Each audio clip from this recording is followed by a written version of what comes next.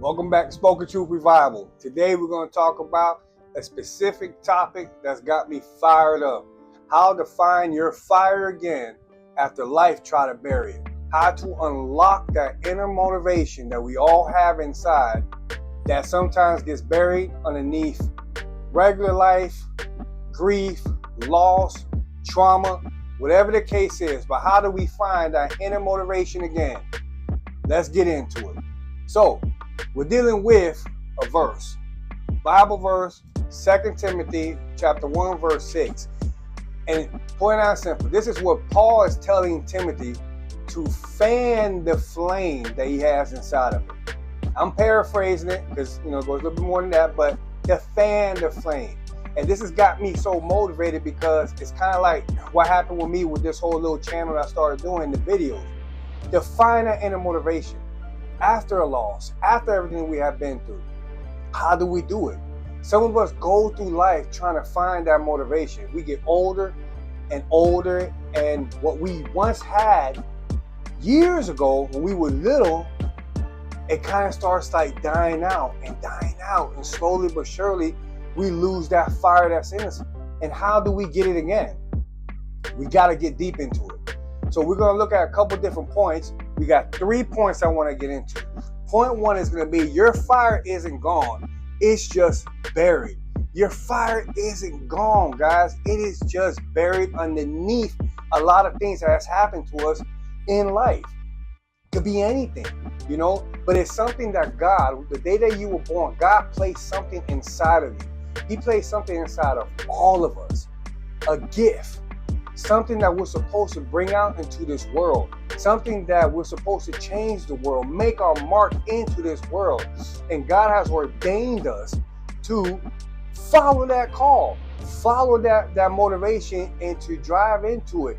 A lot of people have trouble thinking that absence, like getting older and what is my fire? What is my passion? A lot of people can't sit here and name their passion. My passion, for instance, is exactly what I am doing right now. It's people, to motivate people, to encourage people, to help people along in the healing journey and dealing with life situations and letting you know that you are worthy in front of God's eyes. So to interlock that inner motivation, we have to dig deep and we have to find ourselves in it and find exactly what it is that we are supposed to do. This is life. We just can't, like it says here, just because you don't feel it doesn't mean it's not there. Just because you're not feeling it at the moment doesn't mean that fire is not inside of you, that fire is not there. I am here to tell you, you are burning with something so deep inside. And a lot of you know exactly what it is. You know what it is. It's just bringing it forth. And bringing it out is the problem that a lot of us have. So dig deep, get into it. What is it supposed to do? Are you supposed to be a teacher? Are you supposed to be a police officer? Are you supposed to be whatever the case is? You have it inside of you. You have it deep, deep, deep inside of you. Now, one thing that we can see that when we read that verse, and you can go into it, 2 Timothy chapter 1, verse 6. Chapter 1, verse 6, right? Paul is not telling Timothy to ask God again.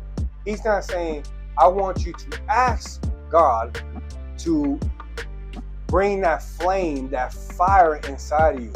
He is telling Timothy to ignite it, to fan into flames, what is already there. It is already sitting inside of you. So when we're dealing with, like I said, finding that inner motivation, we have to work so hard to find that passion again. But you have that passion. It's deep welded inside of you. Maybe you just haven't put too much thought into it. And like I was saying before in the beginning, when life happens, when these traumas happen, when just life, right? It can just keep it down inside of you, and then you don't even know what else to do next, or what is it that you're supposed to be doing. And stuff like that leads into depression. Stuff like that leads into the anxiety. Stuff like that leads you into a life where you end up being lost.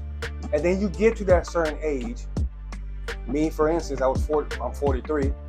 You get to a certain age where you're like, hey, you start thinking about life. You start thinking about your earlier years. You know, like when I was younger, I wanted to be an astronaut. I wanted to be, at one point, I wanted to be a fireman and stuff like that. But as life happened, responsibilities started to go down and things like that, family, children, life in general, it started to get buried deep inside of us.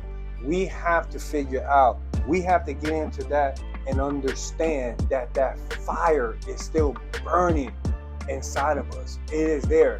Now, the fire maybe not be as bright as it once was, but it's still a spark.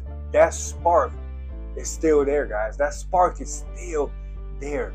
It's just waiting. The whole fanning. You look at a campfire, right? To get the fire going up again, what do? You start fanning. You start throwing things in it. You start, wood, chalk, whatever it is. It needs oxygen. So you start getting up, and the fire starts getting bigger and bigger and bigger. And that leads us into point 2. You gotta feed what you want to flame. You gotta feed what you want to flame. What are you feeding your soul? What are you feeding yourself with? A lot of us, we're in 2025 now. It's been going on for a while. We binge watch Netflix series. We stay on TV.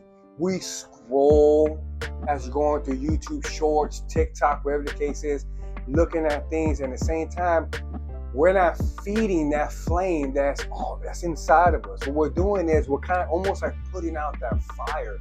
And then the doubt starts coming in saying, is this what I'm supposed to do? But have you ever sat there and thought, because this happened to me a couple times, that you're sitting there late at night and you start thinking, like your mind starts wandering.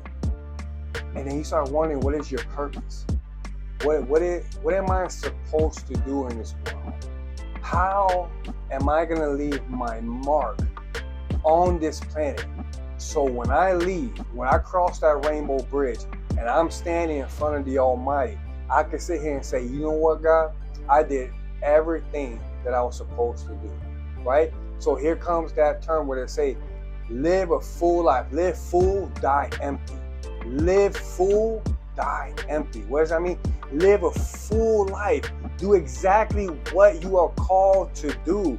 Your passion, you get into it and you live a full life.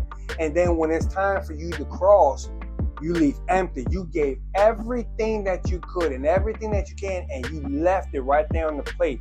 And that is how we are supposed to live our lives, right? The fire dies when you stop giving it oxygen. We went over that. The fire dies when you stop feeding it and you stop giving it oxygen.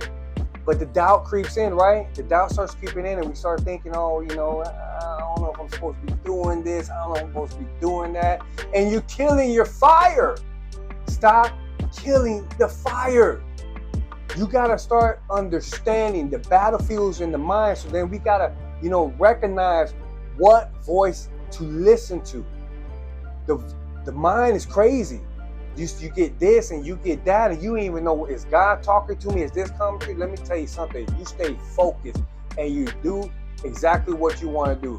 Even in the book of Isaiah 41:10, one short side man was talking about how God, do not be afraid. Do not be fearful, because God will strengthen you. He is there with you.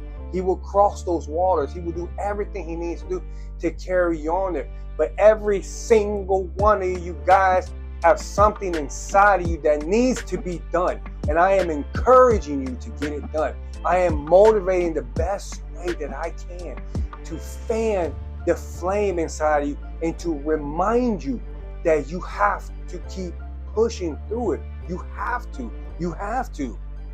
The fire dies when we stop giving it oxygen, right? And then you don't wait for motivation. I am so big on this. You don't wait for motivation.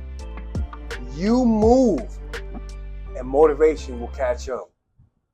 When you start moving and you move in those days where you can't really do it, you move on days that you feel like staying in bed and you feel like doing nothing, and you don't want to go to work, or you want to do nothing, you get your behind up and you move. And as you're moving and you continue to move, the motivation got to catch up. Now it's got to come get you. And when it comes get you and you start driving forward, you start recognizing certain little aspects about yourself, how strong you are, how resilient you are. You are not weak. You are not a failure.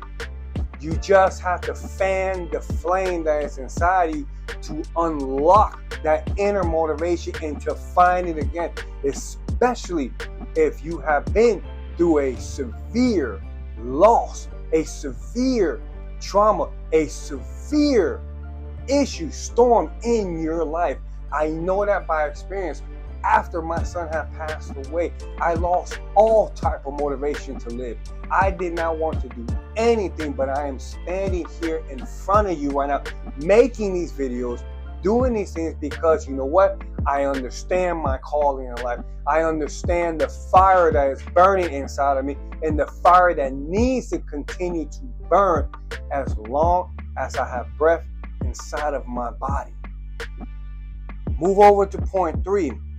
Movement reignites purpose. We just kind of went over that. Sometimes you got to move even when it's messy. Even when it's messy, you move. You speak it out. You show up. You speak it out even when you don't feel it. You speak it out and you put it into existence. Why do you think the Bible says our words have power? Our words have power. You can speak either life or you can speak death upon yourself. You can speak blessings or you can speak unblessings on yourself, curses. So you speak it out in the middle of you feeling whatever pain it is that you're feeling, but you get up and you move and you do what it is that you got to do, because that is how you feed the fire. That is how you keep that fire being fanned up and you keep moving forward. You keep doing exactly what you were called to do. Keep going, guys. Purpose doesn't grow in comfort. Purpose does not grow in comfort. It grows in the moment. It grows in the moment. There is no way, I heard this, I can't remember what it was, there is no way to be tough in a comfortable situation. I used to have this commander in the military, he used to tell me just like they said, he would stand in front of us, in front of all of us in a meeting, however you want to call it, would stand in front of us and sit there and tell us that you can put, right, the day that he leaves this world, as soon as he leaves, we're going to go back inside that chow hall and we're going to place ketchup on top of our French fries. And life is going to continue on and life will carry on. But we have to make sure that what we are doing is we are moving and we are driving forward in everything. That's the point that he was trying to say. Life goes on, so we have to continue. We have to continue in that movement. Let me tell you something right here. And I'm going to tell you like this. Something I wrote it down, but I feel it so inside of me. You got something inside of you that hell cannot handle. You have a fire, a burning inside of you that hell cannot handle. And there is no way it will diminish. And do not apologize. Do not apologize for letting your fire, your light burn. Let it continue to burn. Let it continue doing exactly what it needs to be, and understand your purpose here. Fan the flames. Find that part. Find whatever the case is to unlock that inner motivation again and get up and start living life to the fullest. I hope you guys enjoyed it. It's a Spoken Truth Revival. Speaking nothing but raw truth, raw purpose here. Join in for the next video. I hope you guys enjoyed it, and I hope you guys come in and see the next things we got lined up. God bless.